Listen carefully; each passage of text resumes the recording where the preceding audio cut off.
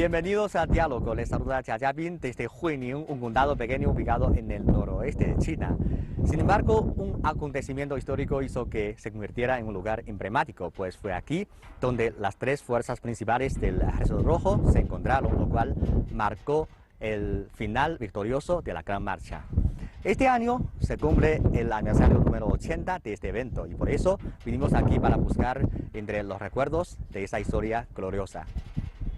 Entre el 16 de octubre de 1934 y el 22 del mismo mes de 1936, las fuerzas del Partido Comunista de China se vieron obligadas a realizar un tortuoso desplazamiento masivo que pasó a la historia con el nombre de la Gran Marcha. Durante ella, un total de 120.000 soldados recorrieron cerca de 12.500 kilómetros, desde la localidad de Yudu, en la provincia de Jiangxi, hasta Wuxi, en Shanxi. A lo largo de los 2 años que les tomó completar la Gran Marcha, los tres componentes del Ejército Rojo enfrentaron serias y numerosas dificultades. No obstante, la valentía de sus soldados se vio recompensada con la conquista de más de 700 ciudades en las 11 provincias que recorrieron. Ni lo agreste del terreno ni las inclemencias del clima fueron óbice para que lograran su objetivo. En octubre de 1936, el Segundo Ejército Rojo y el Cuarto Ejército Rojo llegaron a la ciudad de Huining, en la provincia de Gansu, donde ya les esperaba el Primer Ejército Rojo. Aunque para entonces ya habían perdido a 80.000 de sus efectivos, el encuentro de los tres grupos simbolizó el triunfo de las Fuerzas Armadas del Partido Comunista de China en esta determinante campaña.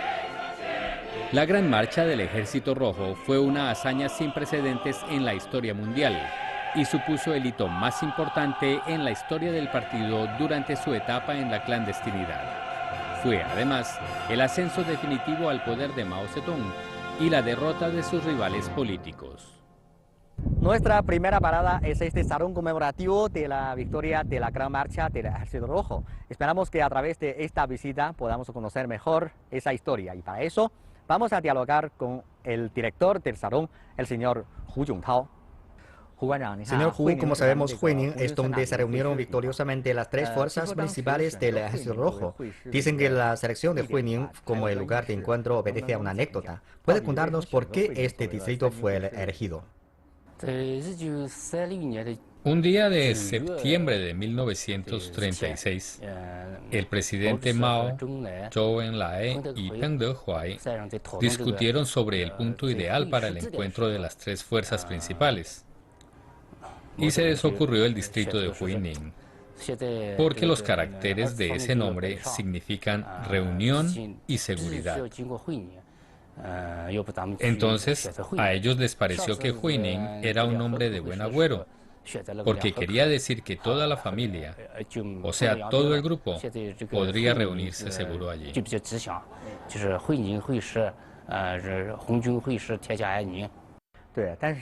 Entonces lo podemos considerar una anécdota, pero supongo que también debió haber razones estratégicas para escoger a Huining, ¿o no?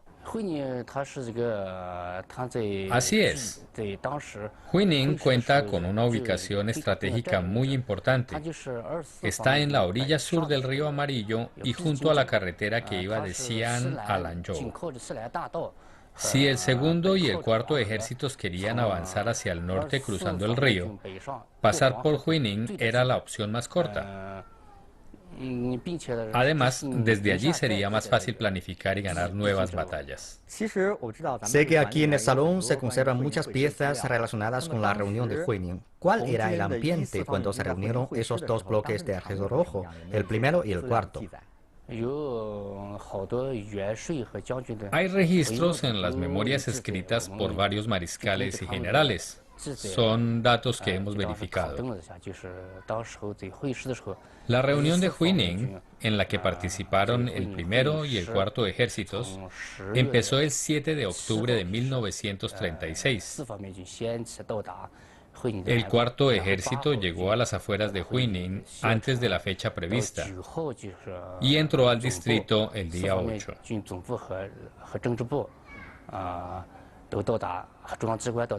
El 9 llegaron el cuartel general y el departamento político y otros grupos dirigentes. Por la tarde del 10 de octubre hubo una fiesta en la Plaza Central para celebrar la reunión de las tropas. La hicieron en la tarde para evitar que el Kuomintang los localizara y los bombardeara.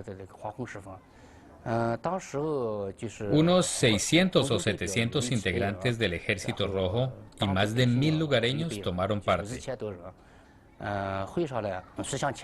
Antes de la fiesta, se convocó a una reunión en la que algunos comandantes, entre ellos el general Zhu De, pronunciaron discursos. Cuando él habló, destacó la unión y dijo que esta era vital porque hacía la fuerza y ayudaría a vencer al enemigo.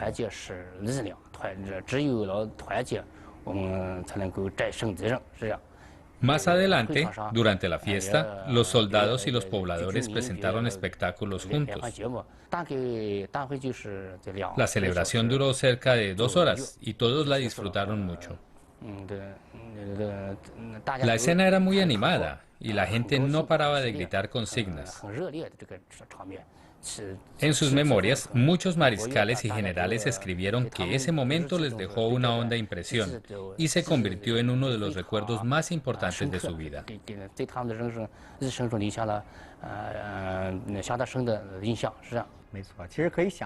Sí, es entendible. No cabe duda de que para ellos la reunión victoriosa en Huining debe haber sido un gran hito, después de una caminata de más de 12.500 kilómetros. Y yo también puedo percibir la emoción de ese momento a través de su descripción. Pero en concreto, ¿cómo fue el proceso de la reunión entre las 3 fuerzas del Ejército Rojo? En realidad, no llegaron a estar las 3 juntas, ¿verdad?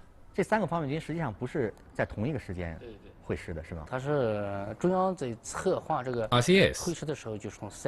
El Comité Central del Partido empezó a planear la reunión desde la primera mitad de 1936.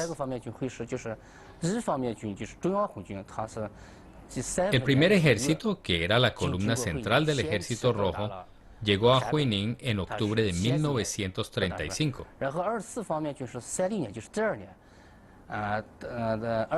El segundo y el cuarto ejércitos llegaron al año siguiente. Llegaron juntos porque se habían encontrado en otro lugar.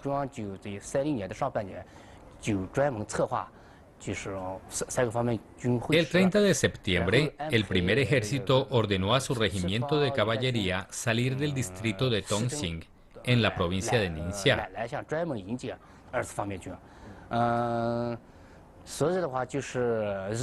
Debían recorrer una larga distancia, pero tenían que avanzar de noche y ocultarse durante el día.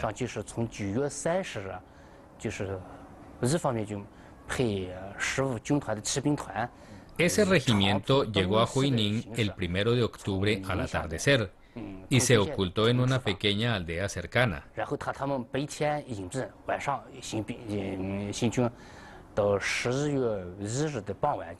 Al día siguiente, como a las 5:30 de la mañana, cuando se abrieron las puertas de la capital del distrito, el regimiento atacó por sorpresa y entró por las puertas norte y oeste.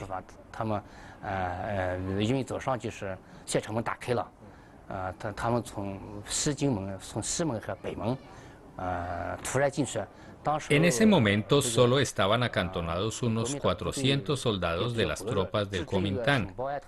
Por eso los soldados del Ejército Rojo les tenían ventaja.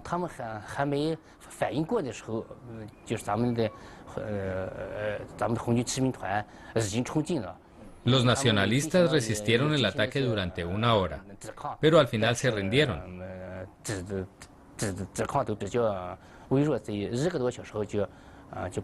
En esa batalla, el Kuomintang sufrió unas 100 bajas y todos los demás soldados fueron capturados.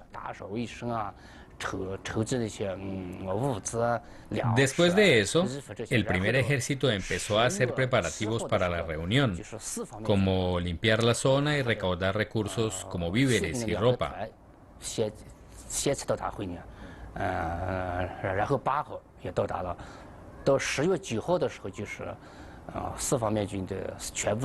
El 7 de octubre, dos regimientos del Cuarto Ejército llegaron a Huining.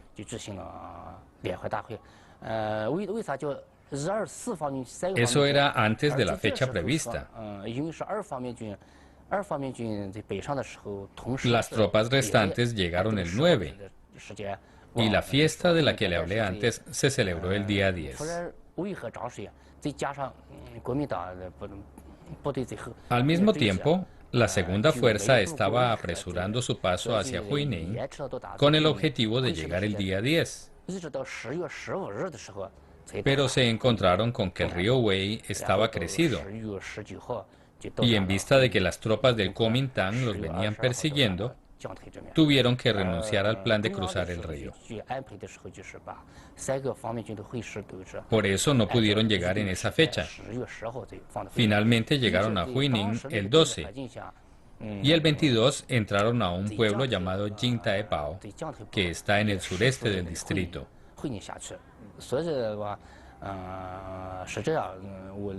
Esa es la razón por la que muchos historiadores creen que los tres grupos de tropa realmente llegaron a reunirse en la región central de Gansu, en los alrededores de Huining.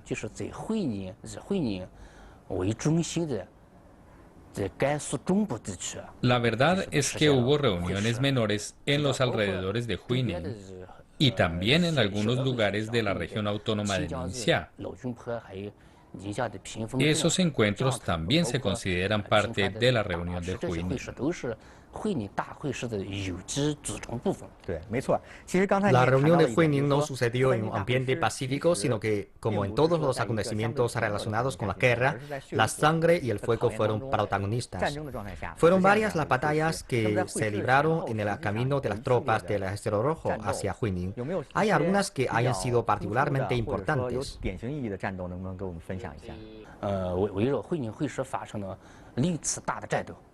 En total, antes y después de la reunión de Huining, hubo 6 grandes batallas.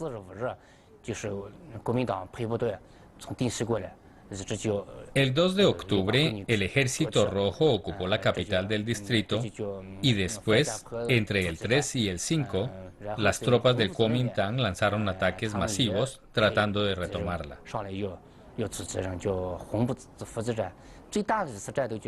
La batalla de Datunliang es la más importante, y en ella perdieron la vida 887 soldados y comandantes. La de Maniupo también fue crucial. En total, esas batallas le costaron la vida a más de 1.800 militares comunistas.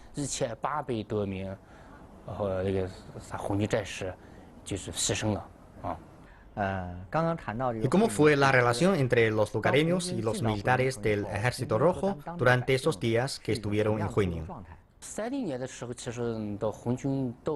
Al llegar el Ejército Rojo a la capital de Huining, los pobladores locales los recibieron calurosamente. Ellos sabían que esos soldados eran gente del pueblo y estaban de parte del pueblo. Cuando el primer Ejército Rojo pasó por Huining en 1935, ya dejó una impresión muy grata entre los lugareños.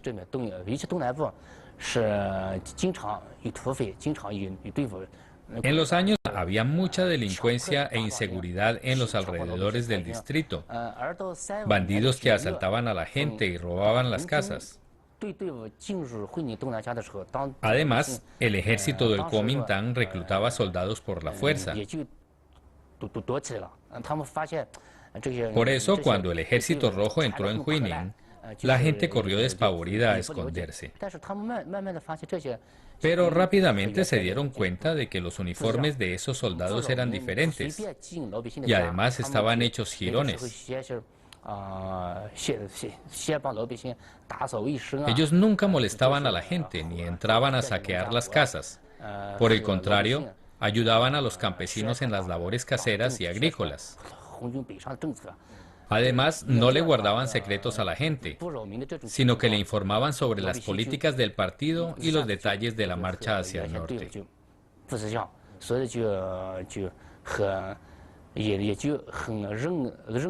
Hizo que se ganaran el respeto y el respaldo del pueblo, y por eso les ayudaban a acopiar víveres y recursos para su campaña.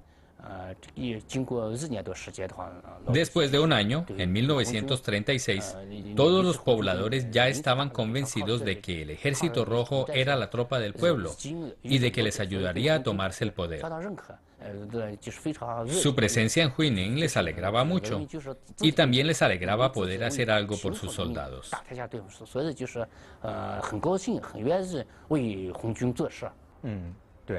Sabemos que en el salón conmemorativo se conservan muchas reliquias de incalculable valor histórico.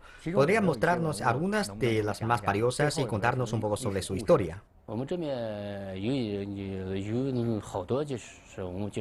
Claro.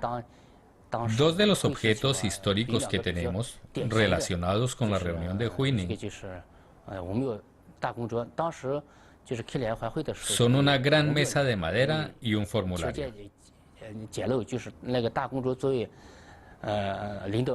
En la fiesta para celebrar la reunión, como las condiciones eran tan precarias, los dirigentes que dieron discursos lo hicieron desde esa mesa.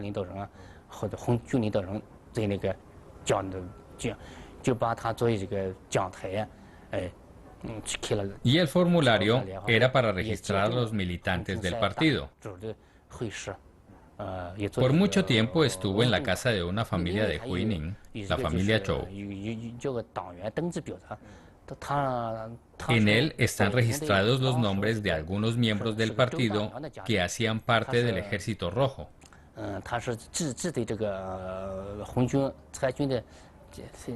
Cuando el Kuomintang se enteró de su existencia, saqueó la casa buscándolo. Pero la señora Zhou lo escondió en su almohada y por eso no lo encontraron. Por allá en los años 70 u 80 decidió donarlo al salón. Estas dos piezas han sido declaradas reliquias revolucionarias nacionales de primer nivel, o sea, del mayor valor. Son testimonios y pruebas de ese hito que fue el encuentro de las tres fuerzas principales del Ejército Rojo.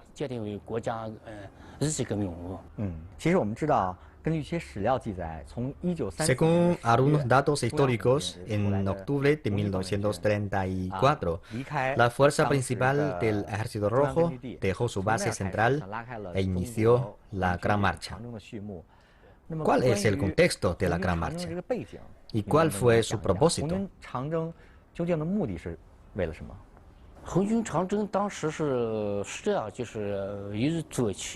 En octubre de 1934, el Ejército Rojo ya estaba muy mermado y ante el asedio de las tropas del Kuomintang, no tuvo otra opción que abandonar su base y efectuar ese desplazamiento estratégico.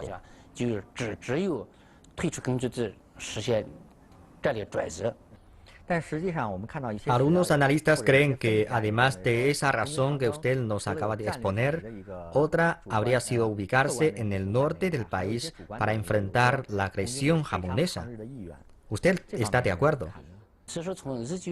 Después del incidente de Manchuria, el Partido Comunista de China hizo un llamado a toda la nación a que marchara hacia el norte para luchar contra la ocupación por parte de Japón y hacer frente a los ataques que estaba perpetrando en el noreste del país. Por eso, la marcha del Ejército Rojo hacia el norte, en octubre de 1934, también tenía el propósito de acercarse al frente que estaba repeliendo a los japoneses.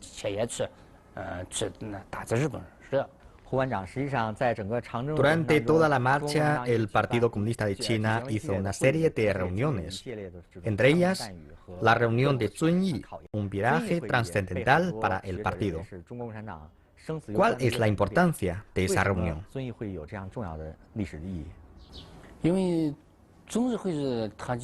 La reunión de Zunyi es importante porque puso fin a la descoordinación al interior del partido y permitió que Mao Zedong retomara el liderazgo.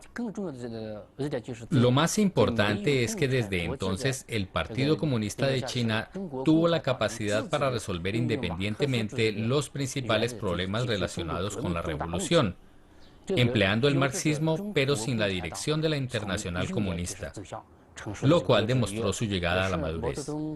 Además, esa fue la base sobre la que se fue formando poco a poco el concepto de revolución de Mao Zedong. Además de la reunión de Zunyi durante la Gran Marcha, ocurrieron muchos otros sucesos que quedaron en la historia. ¿Podría contarnos algunos de ellos? Sí, hubo varios. Por ejemplo, la batalla del río Xiang, muy cruenta. En ella, la fuerza principal del Ejército Rojo perdió cerca de 56.000 hombres. Otras fueron las batallas del puente Luding y de los ríos Datu y Jinsha. Y además las 4 batallas del río Qi, que fueron comandadas directamente por el presidente Mao. En ellas, 30.000 hombres del Ejército Rojo lograron evadir un cerco tendido por 400.000 soldados del Kuomintang. También hay que mencionar el combate del río Jialing, en el que participó el Cuarto Ejército, y la batalla del poblado de Chiluo, en la que estuvo el Primer Ejército. Todos esos fueron combates trascendentales en el desarrollo de la Gran Marcha. La Gran Marcha siempre ha sido un tema de inspiración para obras literarias y audiovisuales. En muchas de ellas describe o muestra escenas de las tropas escalando montañas nevadas o cruzando estepas. Estas imágenes no deben estar muy lejos de la realidad porque las guerras de por sí son sangrientas y además los soldados debían luchar también con el terreno y las condiciones climáticas. Sobre esta parte de la historia, ¿tiene algo para compartir con nosotros? Claro que en una guerra los soldados tienen que desafiar la naturaleza, escalar montañas cubiertas de nieve y atravesar estepas. Durante toda la marcha, el Ejército Rojo tuvo que conquistar varios nevados, como el Dangling y el Dagu.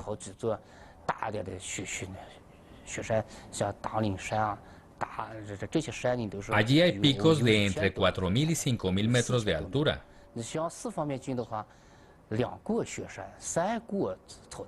Las dificultades del terreno y del clima causaron una gran cantidad de bajas en el Cuarto Ejército por 2 razones. Una es que no tenían ropa apropiada y la otra es que no tenían suficientes víveres. Las tropas que habían pasado antes que ellos ya habían acabado con todos los frutos y plantas comestibles de las llanuras.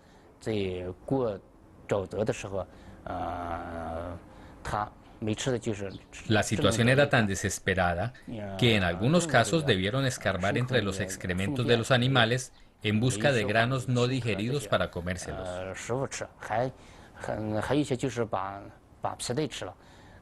Otros llegaron al extremo de comerse sus cinturones de cuero. Y se dice que un pelotón cargaba unos documentos en una caja de cuero y en una reunión decidieron comérsela, porque si no se iban a morir de hambre.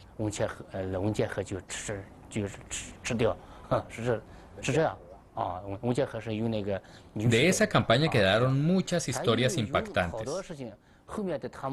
Por ejemplo, dicen que los soldados que ya eran viejos, cuando veían que ya no podían seguir adelante, regalaban sus provisiones a los más jóvenes. Ellos se sacrificaban para que toda la tropa lograra su objetivo.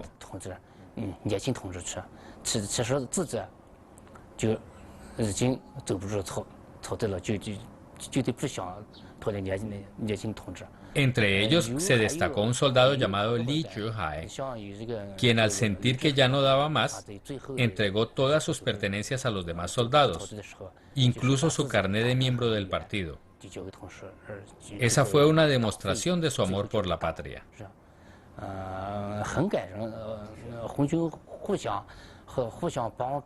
También se sabe que Zhou Enlai, que después fue el primer premier de la República Popular China, durante la Gran Marcha se enfermó del hígado y tuvo mucha fiebre. Entonces un grupo de soldados lo tendió en una camilla y se turnó para llevarlo. Uno de esos soldados era Yang Lisan, quien más adelante ocupó un alto cargo dentro del partido.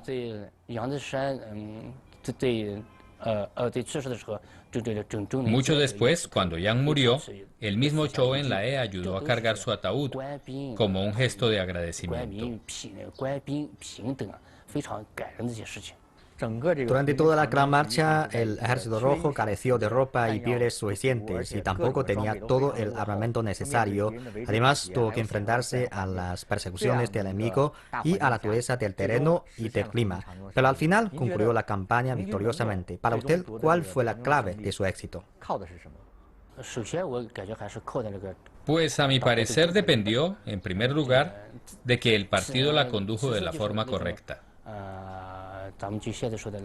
Y luego estuvo algo que con el tiempo vino a perpetuarse con el nombre de el espíritu de la Gran Marcha, que quiere decir no temer a los sacrificios, tener coraje, no ceder ante las dificultades y superarlas. Los soldados del Ejército Rojo siempre creyeron con firmeza en la revolución. Y a pesar de lo duro de la situación, persistieron en cumplir con su misión histórica. Vista desde hoy, desde la realidad actual, ¿qué significado tiene la Gran Marcha en el proceso histórico de la Revolución China? Pues su significado para aquella época consiste en que con ella se logró no solo que el ejército no se extinguiera, sino también que saliera fortalecido. Con la Gran Marcha se supo quiénes iban a ser la columna vertebral, quiénes iban a jugar el papel más importante en la revolución y en lo que vendría después.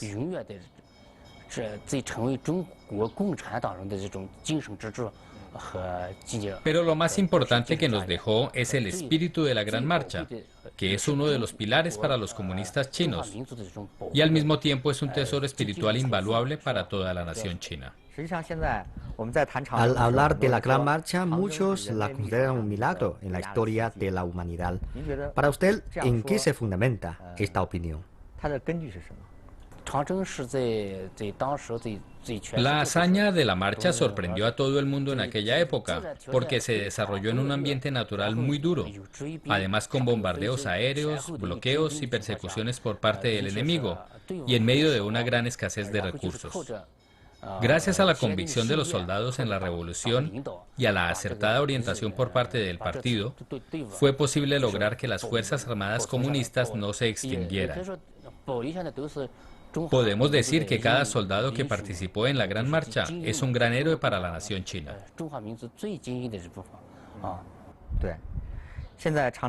Ya han pasado 80 años desde la Gran Marcha, pero toda la nación china sigue manteniendo vivo su espíritu. Para usted, como administrador del Salón Conmemorativo de la Gran Marcha, ¿qué significa el espíritu de la Gran Marcha? Principalmente incluye estos aspectos: mantener ideales y creencias firmes, perseverar en la fidelidad, no tener miedo a las dificultades, marchar siempre adelante con decisión, esforzarse por superarse, unir a las masas y buscar la verdad en los hechos. Hay otros, pero esos son los más importantes. Y para las nuevas generaciones, ¿qué significado tiene el espíritu de la Gran Marcha? Aunque desde la Gran Marcha ya han pasado 80 años, creo que su espíritu no es anticuado y nunca pasará de moda. Es un tesoro espiritual invaluable para los comunistas chinos. Nos alienta para construir un país armonioso y próspero. O sea que es nuestro motor y apoyo espiritual para realizar el sueño del gran rejuvenecimiento de la nación china. La visita del salón impacta profundamente. Frente a la difícil situación, los soldados del Ejército Rojo nunca dudaron y demostraron su firmeza, su fe y su coraje para superar todas las dificultades. Es un espíritu que perdurará por siempre en la historia. Bien amigos, así terminamos esta emisión de Diálogo. Gracias por sintonizarnos. Hasta la próxima emisión.